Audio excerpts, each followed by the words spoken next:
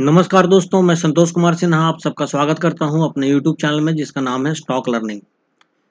दोस्तों, जैसा आप सबको पता है कि आज आलोक इंडस्ट्रीज ने अपना नया शेयर होल्डिंग पैटर्न बीएसई पे और एनएसई पे अपलोड किया है। और उस पैटर्न में अगर मैं उस पैटर्न को अभी जो नए जो पैटर्न है इसको मैं कंपेयर करूं जो पिछले 14 सितंबर को जो आलोक इंडस्ट्रीज ने पैटर्न अपलोड किया था उससे, तो उससे क्लियर पता चलता है कि जो रिटेल निवेशक हैं उन्होंने अपनी हिस्सेदारी जो है वो आलोक इंडस्ट्रीज में बढ़ाई है और कुछ म्यूचुअल फंड्स ने भी अपनी होल्डिंग जो है वो इसमें बढ़ाई है। तो वो हम देखेंगे कि रिटेल निवेशकों ने कितनी अपनी हिस्सेदारी बढ़ाई है और म्यूचुअल फंड्स ने कितनी अपनी हिस्सेदारी बढ़ाई है विगत 15 दिनों में। तो वो जाने से पहले मैं आपको एक बार फिर बता दूं, जैसा कि आप देख रहे हैं कि आलोक इंडस्ट्रीज का शेयर आज 22 रुपये 15 पैसे पे क्लोज हुआ है। ये मैं एनएसई का दिखा रहा हूँ और आज 35.81% की डिलीवरी हुई है और टोटल जो क्वांटिटी ट्रेड हुए हैं वो 66,34,973 क्वांटिटी ट्रेड हुआ है, जिसमें कि क्वांटिटी जो डिलीवर हुआ है वो 23,75,674 क्वांटिटी डिलीवर हुआ है, यानी कि 35.81% का डिलीवरी हुआ है। और जैसा मैंने कल आप लोगों को अपने वीडियो में बताया था, कल रात में जो मैंने वीडियो डाला था उसमें मैंने बताया था कि जो आलोक इंडस्ट्रीज का शेयर है वो इसके अंदर जो ऑपरेटर्स हैं या जो बड़े प्लेयर हैं ये इसको 21 साढ़े 21 रुपये से नीचे जो है इसको नहीं आने देना चाहते हैं। और चाहे इसके अंदर कितनी भी जो है बिकवाली हो, ये 21.40 21 रुपये 45 पैसे से इसको ऊपर की ओर पुल कर लेते हैं और ये 21 और 22 रुपये के बीच में ही अपना जो है सो शेयर आलोक इंडस्ट्री का शेयर का प्राइस मेंटेन रखते हैं। तो जैसा पहले हम लोग सोच रहे थे कि 19 रुपये पे खरीदेंगे या 20 रुपये पे खरीदेंगे, तो उसकी संभावना अब धीरे धीरे बहुत कम हो गई है, ऐसा मुझे लगता है। मैं डिस्क्लेमर दे रहा हूँ, जरूरी नहीं है कि मैं जो कहूँ वही हो, मार्केट मेरे अनुसार नहीं चलता है। हाँ, मार्केट के अनुसार जो है हम प्रेडिक्शन जरूर कर सकते हैं। और आज मेरे काफ़ी दोस्तों ने जो है सो खरीदारी की है। 21.45 तक आज लो बनाया था लोगों ने, 21.50 21.55 21.65 से लेकर के 21.85 तक जो है सो शेयर को आज खरीदा है और अच्छा उठाया है। और आज ये शेयर जो है फिर ये ऊपर चला गया और 22-15 पे क्लोज हुआ है। तो अभी भी मैं बोल रहा हूँ, कल का भी मार्केट अभी बचा हुआ है फ्राइडे का, तो मेरे जो दोस्त हैं वो अब इसमें एंट्री बनाना शुरू कर दें। और 21 से 22 रुपये के बीच में आप अगर एंट्री बनाते हैं तो ये आपके लिए नुकसान का सौदा नहीं होगा, क्योंकि अब जो है आने वाला टाइम, रिजल्ट का जो है वो टाइम आने वाला है। तो अब जो है वो नीचे की ओर ऑपरेटर मुझे नहीं लग रहा है कि ज़्यादा पुश करेंगे, और अगर कभी किया भी तो बहुत कम समय के लिए ये थोड़ा सा नीचे पुश करेंगे और वहाँ खरीदारी करेंगे और वहाँ से वो शेयर को वापस ऊपर पुल कर लेंगे। तो उसको देखते हुए आप लोग अगर जिन लोगों ने अभी खरीदारी नहीं किया है वो धीरे धीरे खरीदारी करना शुरू कर दें, मेरा ये मत है। और अगर आप पे खरीदारी करने के बाद अगर 1 रुपया 1.5 रुपया नीचे भी आता है तो चिंता करने की कोई ज़रूरत नहीं है, क्योंकि मैं शुरू से ही कहता हूँ कि कोई भी इन्वेस्टर अगर ये सोच करके चले कि जो सबसे कम प्राइस होगा उसी पे हम खरीदेंगे और जो सबसे हाई प्राइस होगा उस पर मैं बेचूंगा, तो ऐसा शेयर मार्केट में पॉसिबल नहीं होता है। इसलिए 1-1.5 रुपये का मार्जिन आप लेकर के चलें कि आपके बाइंग प्राइस से 1-1.5 रुपया नीचे भी जा सकता है और आप जिस प्राइस पे इसको बेचेंगे उससे थोड़ा ऊपर भी जा सकता है। तो मेरी इस बात को ध्यान रखें। अब आगे मैं बढ़ता हूँ शेयर होल्डिंग पैटर्न की तरफ। तो आप ये देखिए, इससे पहले जो शेयर होल्डिंग पैटर्न था हमारे सामने वो 14 सितंबर का था और अभी जो आया है वो 30 सितंबर को जो है ये आया है। तो अब इसके अंदर हम बात करेंगे कि क्या क्या हुआ है। तो अब मैं आपको बताता हूँ कि म्यूचुअल फंड्स जो थे वो सिर्फ एक म्यूचुअल फंड की खरीदारी थी आलोक इंडस्ट्रीज में 14 सितंबर तक, और उनके पास सिर्फ 200 इक्विटी था, यानी सिर्फ 200 शेयर था।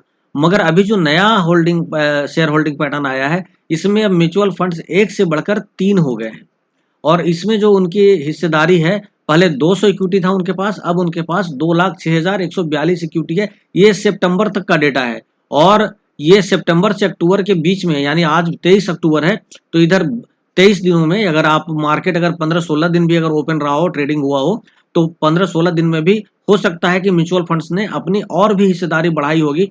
तो अगले शेयर होल्डिंग पैटर्न में हमें म्यूचुअल फंड्स का नंबर 3 से भी ज़्यादा देखने को मिल सकता है। मगर ये हमारे लिए खुशी की बात है कि अब म्यूचुअल फंड ने इसके अंदर इंटरेस्ट लेना शुरू कर दिया है और म्यूचुअल फंड उसी इक्विटी के अंदर इंटरेस्ट लेते हैं जिसमें उन्हें कुछ दम दिखाई देता है। तो आप देखेंगे तो 200 से उन्होंने अपना इक्विटी बढ़ा करके जो है 2,06,142 कर दिया है। तो उनके जो है इक्विटी में जो बढ़ोतरी हुई है वो 2,05,942 इक्विटी की बढ़ोतरी हुई है और नंबर ऑफ म्यूचुअल फंड्स हमारे पास 2 और नए जुड़े हैं। तो ये हमारे लिए एक पॉजिटिव साइन है। अगर हम फॉरेन पोर्टफोलियो इन्वेस्टर्स की बात करें तो उसमें भी पहले 10 शेयर होल्डर्स थे, 10 जो थे वो ये इन्वेस्टर्स थे फॉरेन पोर्टफोलियो वाले। अब वो 2 बढ़ गए हैं, 12 हो गए हैं, मगर 12 तो हो गए हैं, मगर जो एग्जिस्टिंग थे जिनके पास पहले 2,28,73,470 शेयर था, अब उन्होंने अपना 1,51,02,297 शेयर ही रखा है, बाकी सारा बेच दिया है। तो उन्होंने बेचा है 77,71,173 शेयर फॉरेन पोर्टफोलियो इन्वेस्टर्स ने बेचा है। तो ये थोड़ा हमारे लिए जो है ये रेड साइन है। मगर म्यूचुअल फंड का जो है वो इसमें इंटरेस्ट लेना ये हमारे लिए पॉजिटिव है। उसी तरीके से जो भी इसके अंदर फिनेंशियल इंस्टीट्यूशन या बैंक्स थे वो पिछले शेयर होल्डिंग पैटर्न के मुताबिक यानी 14 सितंबर तक वो 5 थे, अभी भी 5 हैं, मगर उन्होंने भी अपनी होल्डिंग कम की है। पहले उनके पास 31,67,271 था, अब उनके पास 12,55,614 है, तो उन्होंने भी 19,11,664 शेयर बेचा है। इंश्योरेंस कंपनी, पहले भी हमारे पास 3 कंपनी थी, आज भी हमारे पास 3 कंपनी है और उनके पास पहले जो शेयर था वो था 3,55,46,599 और अभी भी जो है 30 सितंबर के अनुसार उनकी होल्डिंग उतनी की उतनी बची हुई है, यानी 3,55,46,599। तो इंश्योरेंस कंपनी के जो है सो इक्विटी में कोई कमी नहीं आई है। मगर अगर हम टोटल देखें तो यहाँ पे देखेंगे कि टोटल ये जो इंस्टीट्यूशंस थे वो 19 थे, आज हमारे पास 23 इंस्टीट्यूशन आ चुके हैं, यानी 4 इंस्टीट्यूशन जो है वो ज़्यादा आए हैं। मगर हमारे पास जो है वो इन्होंने 94,76,895 इक्विटी की बिकवाली भी की है इन जो है सो 15-16 दिनों में इंस्टीट्यूशन ने। मगर ये कोई डेटा बहुत ज़्यादा नेगेटिव नहीं है, पॉजिटिव ये है कि अब जो है नंबर ऑफ जो इन शेयर होल्डर्स हैं इंस्टीट्यूशंस वाले वो बढ़ रहे हैं। अब आइए नॉन इंस्टीट्यूशन की बात करते हैं।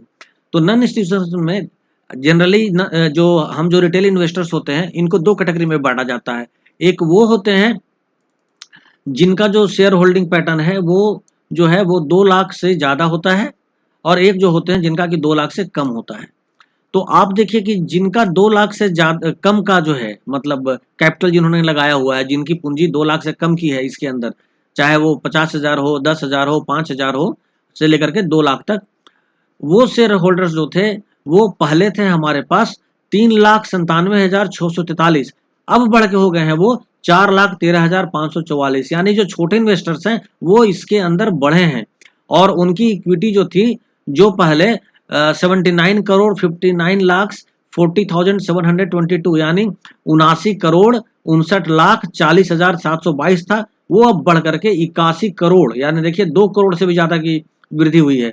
81,87,87,319 जो है इक्विटी है उनके पास, यानी कि जो 2 लाख रुपए से कम के पूंजी वाले जो छोटे छोटे रिटेल निवेशक हैं उनका इसके अंदर भरोसा जारी है और उन्होंने विगत 14-15 दिनों में जो खरीदारी की है सितंबर तक का, अक्टूबर में तो उन्होंने और खरीदारी की होगी, जो कि अब जो अगला जो शेयर होल्डिंग पैटर्न आएगा उसमें बताया जाएगा कि क्या चेंजेस आया है। लेकिन अभी जो चेंजेस आया है उसमें जो रिटेल इन्वेस्टर्स हैं हमारे जिनकी पूंजी 2 लाख से कम है उन्होंने 2,28,46,597 शेयर ज्यादा खरीदा है।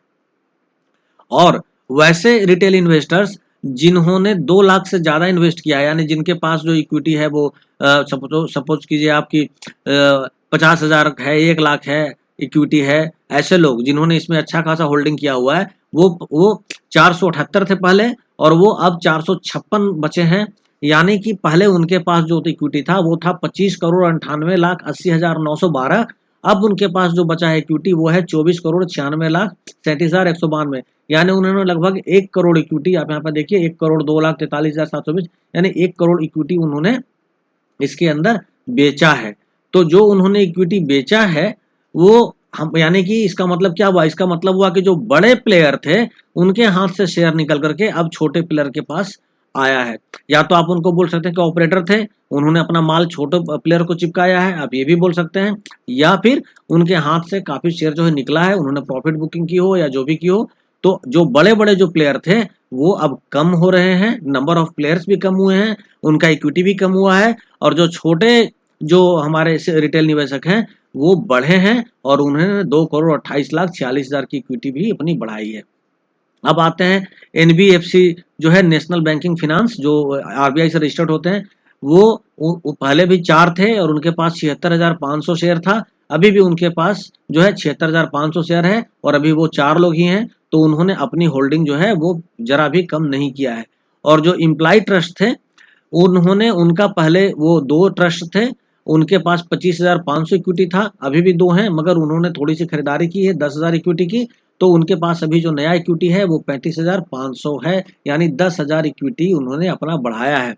अब एनआरआई की बात करते हैं, तो जो एनआरआई थे वो पहले 2,456 थे और उनके पास जो इक्विटी था वो इक्विटी था उनके पास ये आपको 2,38,09,949।